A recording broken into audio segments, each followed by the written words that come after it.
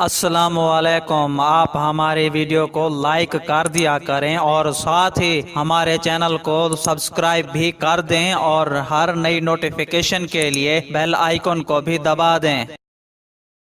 بھارتی وزیر دفاع راج ناتھ سنگھ نے گیدڑ بھبکی دیتے ہوئے کہا ہے کہ پاکستان اپنا رویہ ٹھیک کر لے ورنہ اس کے مزید ٹکڑے کر دیے جائیں گے۔ ہریانہ میں ایک ریلی سے خطاب کے دوران بھڑک مارتے ہوئے انہوں نے کہا کہ میں پاکستان کو تجویز دیتا ہوں کہ وہ ایمانداری سے اپنی سرزمین پر موجود دہشت گردوں کو ختم کر کے بھائی چارہ قائم کرے۔ ان کا مزید کہنا تھا کہ پاکستان ہمارا ہمسایہ ملک ہے اور ہم ان کے ساتھ مل کر چلنا چاہتے ہیں، تاہم اگر دہشت گردوں کے خلاف انہوں نے ٹھوس اقدام نہیں اٹھائے تو ہم بنیاد پرست قوتوں کو ختم کرنا جانتے ہیں۔ وزیر اعظم عمران خان پر تنقید کرتے ہوئے بھارتی وزیر دفاع کا کہنا تھا کہ پاکستان کے وزیر اعظم کہتے پھر رہے ہیں کہ وہ کشمیر کی آزادی تک جنگ لڑتے رہیں گے اور بین الاقوامی سطح پر اس کی آواز اٹھائیں گے۔ میں انہیں کہنا چاہتا ہوں کہ وہ جو مرضی کر لیں، بھارت پر دباؤ نہیں ڈال سکتے۔ یاد رہے وزیر اعظم عمران خان کے دورہ ایران کے دوران ایک مرتبہ پھر عالمی برادری کے سامنے مسئلہ کشمیر اجاگر کیا گیا تھا۔ کچھ روز قبل اپنے ایک بیان میں ان کا کہنا تھا کہ کشمیر میں انسانی المیہ بحران کی طرف بڑھ رہا ہے اور عالمی برادری کو چاہیے کہ اقوام متحدہ کی قراردادوں کے مطابق اس مسئلے کے حل پر زور دے۔ عمران خان نے سماجی رابطوں کی ویب سائٹ ٹویٹر پر لکھا کہ 30 سال میں 1 لاکھ کشمیری حق خود ارادیت کے لیے لڑتے ہوئے شہید ہو گئے۔ انہوں نے لکھا کہ 9 لاکھ بھارتی فوجیوں نے